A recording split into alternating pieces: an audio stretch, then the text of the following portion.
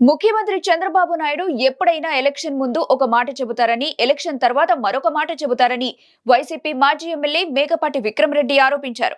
పెంచిన విద్యుత్ ఛార్జీలకు నిరసనగా ఆత్మకూరు నియోజకవర్గంలో వేలాది మందితో కలిసి నిరసన కార్యక్రమాన్ని చేపట్టారు.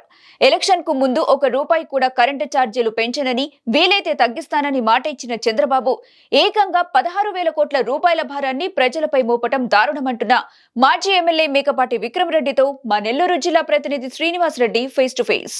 రాష్ట్రంలో పెంచిన విద్యుత్ ఛార్జీలకు నిరసనగా జగన్మోహన్ రెడ్డి పిలుపు మేరకు రాష్ట్ర వ్యాప్తంగా వైసీపీ నాయకులు తీవ్ర ఆందోళన వ్యక్తం చేస్తున్నారు. అందులో భాగంగా నెల్లూరు జిల్లాలోని ఆత్మకూరు నియోజకవర్గంలో ఈరోజు భారీ స్థాయిలో ధర్నా నిర్వహించి ఇటు వాళ్ళ డిపార్ట్మెంట్కి ఒక అప్లికేషన్ కూడా ఇవ్వడం జరిగింది. ఏదేమైనా కానీ రాష్ట్రంలో ఎలక్షన్ ముందు బాబు గారు చెప్పిన మాట కరెంట్ ఛార్జీలు పెంచనని, వీలైతే తగ్గిస్తానని చెప్పారు. అయితే ఎలక్షన్స్ అయిపోయిన తర్వాత, గెలిచిన తర్వాత ఒకేసారి 16,000 కోట్లు భారాన్ని ప్రజలపై మోపడం పట్ల ఇక్కడ మేకపాటి విక్రమరెడ్డి గారు తీవ్ర ఆగ్రహం వ్యక్తం చేస్తున్నారు. దీనిపై ఈరోజు ఆత్మకూరు దద్దరిల్లి విధంగా ధర్నా నిర్వహించారు. దీనిపై మనతో మాట్లాడడానికి విక్రమరెడ్డి గారు మనం వస్తున్నారు. సార్ చెప్పండి, ఎలక్షన్కు ముందు బాబు గారు ₹1 కూడా పెంచను, వీలైతే తగ్గిస్తారని చెప్పి ఇప్పుడు పెంచారు. దీనిపై మీరు తీవ్ర స్థాయి నిరసన వ్యక్తం చేస్తున్నారు. ఏంటి అంటే ఆ విషయం అదొక్కటే కాదు.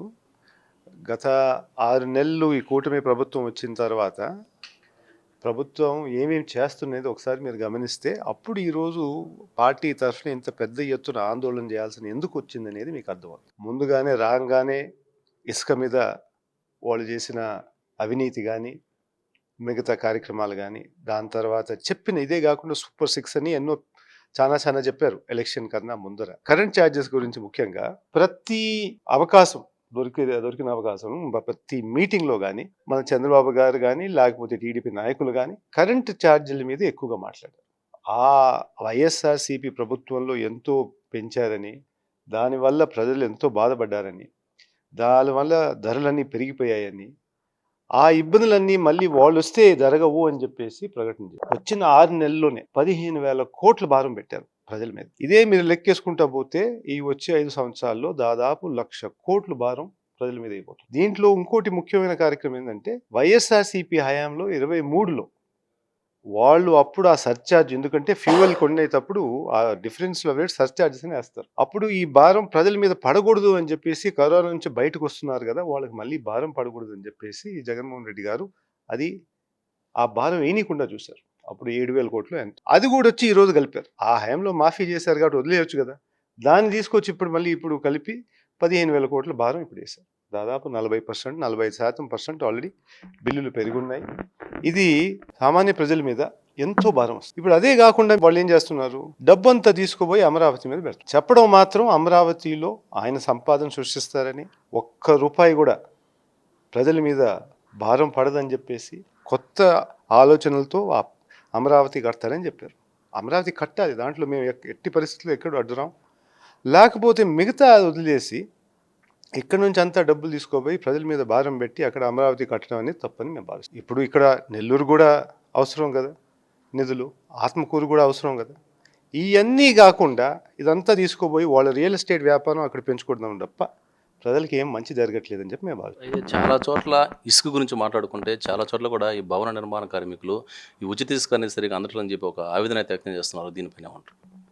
అదే చెప్తాను కదా, వాళ్ళు ఫ్రీ ఇసుక అన్నారు. ఎలక్షన్ అయిపోయిన 15 రోజుల్లో దాదాపు మీరు పెద్ద కొండలంతా ఉన్నాయి. ఏంది, ఉదయగిరిలో కానీ మరిపాడులో కానీ ఇసుక స్టాకులు పెట్టుకుని స్టాకులన్నీ 15 రోజుల్లో మాయం చేసేశారు. ఎవరు ఎక్కడ కనపడినా కానీ చెప్పేది ఏంటంటే ఇక్కడ స్థానిక ఎమ్మెల్యేలు వాళ్ళ అనుచరులు వాళ్ళే లారీలు అరేంజ్ చేసుకొని బెంగళూరుకి, మెడ్రాస్కి అమ్మేశారు అని చెప్పి. ఇసుక అయితే ఎమ్మెల్యేలు ఫ్రీ అయిపోయింది, ప్రజలకు మాత్రం డబుల్ ద రేట్ పడిపోయింది. ఇప్పుడు ఏ స్టాక్లో చూసుకున్నా కానీ ఎక్కడికైనా పోయినా కానీ అన్ని దగ్గరలో ఎమ్మెల్యే, ఆ స్థానిక ఎమ్మెల్యే వాళ్ళు మనుషులు ఆ కంట్రోల్ చేయడం, ఆ రేట్లు పెంచుకోవడం, ఆర్టిఫిషియల్గా షార్టేజ్ చూపించుకోవడం, దాని తర్వాత ప్రజల మీద ఈ రేట్ వేసేయడం. సరే, అయితే కరెంటు ఛార్జీలు పెంచడానికి ముఖ్య కారణం జగన్ గారు గత ప్రభుత్వం అసమర్థ పాలన చేశారు. ఆయన అసమర్థ పాలన వల్లే కరెంటు ఛార్జీలు పెంచవలసిన పరిస్థితి వస్తుందని చెప్పి బాబు గారు అంటున్నారు.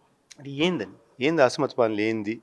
అది కూడా చెప్తే కదా, ఊరిని ఒక మాట చెప్పేసి దీని ముందు ఒక మాట చెప్పారు, కల్తీ లడ్డు అని చెప్పేసి. మళ్ళీ సుప్రీంకోర్టు దాన్ని చూసి ఒక దెబ్బేసింది. అప్పుడు గమనం ఉన్నారు.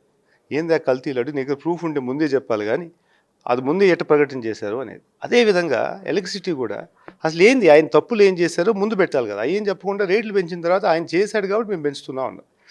ఇది తెలిసే కదా ముందు మీరు చెప్పారు 10 లక్షల కోట్లు అప్పన్నారు. 10 లక్షల కోట్లు అప్పు అయినా కానీ నేను సూపర్ 6 అది ఇది చేస్తా అన్నారు. అది ఇచ్చేటప్పుడు మీలాంటి వాళ్ళు ఎవరో పోయి అడిగారు కూడా, ఏందండి మీరు 10 లక్షల కోట్లు అంటున్నారు కదా, శ్రీలంక అయిపోయింది అంటున్నారు కదా, అయితే ఇంత భారం ఎట్టేస్తారు అని ఎవరైనా అడిగితే, నాకు తెలుసండి సంపాదన ఎట్లా సృష్టించాలని చెప్పి నేను చెప్పాను. సార్, మీరు ఈ విద్యుత్ ఛార్జీలు తగ్గించమని భారీ స్థాయిలో ధర్నాలు నిర్వహిస్తున్నారు. అయినప్పటికీ కూడా ప్రభుత్వం దిగిరాకపోతే ముందు ముందు ఎలాంటి ప్రణాళికలతో పోతారు? ఇంకా పెంచుతాం, ఇంకా పొడిగిస్తాం. దాని తర్వాత వాళ్ళు ప్రతి ఒక్కటి చెప్పింది ఇంకా ప్రజలు స్లోగా ఈ రోజే మీరు చూస్తుంటారు ప్రజలు ఏ విధంగా పాల్గొన్నారు అనేది. రాబోయే రోజుల్లో ఇంకా పెద్ద ఎత్తున అవుతుంది.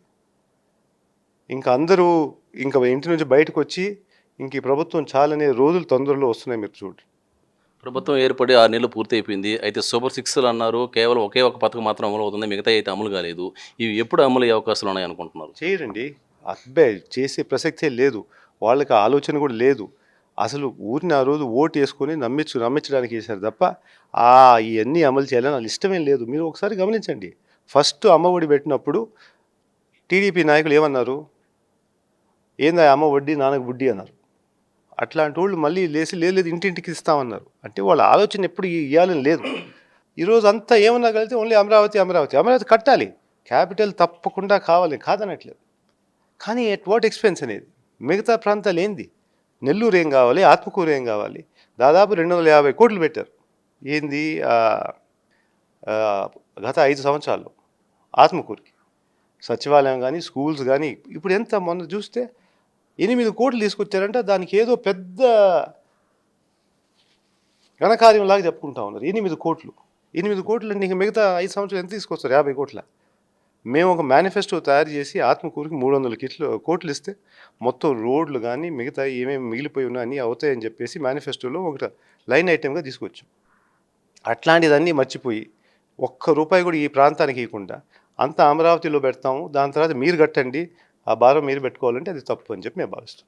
సార్, ఫైనల్గా ఈరోజు ఆత్మకూరులో భారీ స్థాయిలో ధర్నా నిర్వహించారు. దీనిపైన అంటే ప్రజల స్పందన ఎలా మీకు కనిపించింది?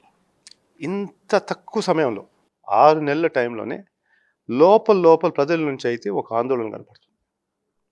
ఆల్రెడీ ఈ తప్పు చేశాము, ఆ రోజు తెలియకుండా మేము ఆ రోజు ఎందుకు ఇది జరిగిందనేది. కొంతమంది అయితే మేము ఇంత ఓటు వేసినా కానీ మా ఓట్లు ఎక్కడ పోయినా అడిగారు, అది వేరే సంగతి.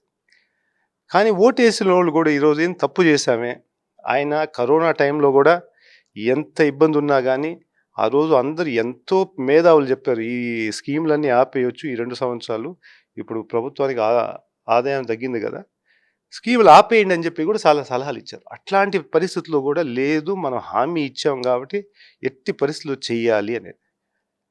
అందుకు నష్టపోయారు.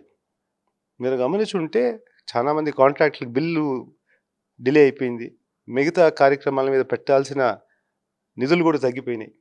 అయినా కానీ మాట ఇచ్చాను కాబట్టి నేను తగ్గను అని చెప్పేసి జగన్మోహన్ రెడ్డి ఈరోజు పదే ఏది తీసుకున్నా కానీ మీరు అందరూ చూసుకుంటారు కదా, నీకు 18, నీకు 15 అని చెప్పేసి రకరకాలుగా ఇంటింటికి పోయి చెప్పినారు. ఇప్పుడు ఇచ్చేది వదిలేసి తీసుకుంటా ఉంటే ఇంటి నుంచి అంత డబ్బులు, అట్లాంటి పరిస్థితి తీసుకొస్తున్నారు వీళ్ళు. అందుకు ఆ ప్రజల్లో ఇప్పుడు స్లోగా అయితే కనపడుతుంది, కొంతమంది బయటపడతారు, కొంతమంది బయటపడరు. కానీ కోపం ఎంత ఎక్కువ అవుతుందో తొందరలోనే అది మీరే గమనిస్తారు. ఇది పరిస్థితి. ఈరోజు ఆత్మకూరు నియోజకవర్గంలో ఈ పెంచిన విద్యుత్ ఛార్జీలకు నిరసనగా భారీ స్థాయిలో ధర్నా నిర్వహించారు. వేలాది మందిగా తరలివచ్చి ఈ యొక్క ధర్నాన్ని విజయవంతం చేశారు. దీనిపైన విక్రమ్ రెడ్డి మనతో మాట్లాడుతూ, ఏదేమైనా కానీ కేవలం 6 నెలల్లోనే ఒక ప్రభుత్వంపై ఇంత వ్యతిరేకత రావడం నా జీవితంలో చూడలేదని చెప్పి, ఇంత వ్యతిరేకత రావడం ఇదే మరోసారి అంటున్నారు. అదేవిధంగా ప్రజల్లో కూడా వాళ్ళ స్పందన గమనించామని, వాళ్ళు ఇప్పటికే చాలా బాధపడుతున్నారని, కరోనా టైంలో కూడా ఎంతోమంది సహాయ సహకారాలు అందించిన జగన్మోహన్ రెడ్డి కాదని చెప్పి టీడీపీ కొట్టేసామని చెప్పి వాళ్ళు ఎంతో బాధపడుతున్నారని చెప్పి ఇటు విక్రమ్ రెడ్డి గారితో చెప్పడం జరిగింది. ఏదేమైనా కానీ రాష్ట్రంలో పరిపాలన సరిగా లేదని, ఖచ్చితంగా త్వరలోనే వస్తే ఎలక్షన్ వచ్చినప్పుడు కూడా వైసీపీ భారీ మెజారిటీ గెలుస్తుంటున్నారు. అదేవిధంగా ఇటు ఆత్మకూరు కావచ్చు, ఉదయగిరి కావచ్చు, ఇసుక దందా భారీగా జరుగుతుందని చెప్పి కొండలుగా డంప్ చేసిన ఇసుక కేవలం 15 రోజుల్లోనే మాయం చేసిన చరిత్ర టీడీపీకి దక్కుతుందని చెప్పి మేకపాటి విక్రమ్ రెడ్డి ఆగ్రహం వ్యక్తం చేస్తున్నారు. ప్రజల నుంచి స్పందన చూస్తుంటే వైసీపీకి ఎందుకు ఓటేయలేదా అని తీవ్రంగా బాధపడుతున్న ప్రజలని చెప్పి అంటున్నట్లు విక్రమ్ రెడ్డి గారు మనతో చెప్పడం జరిగింది. కెమెరామెన్ సునీల్తో శ్రీనివాసరెడ్డి, నెల్లూరు నగరంలోని మేకపాటి విక్రమ్ రెడ్డి నివాసం నుండి.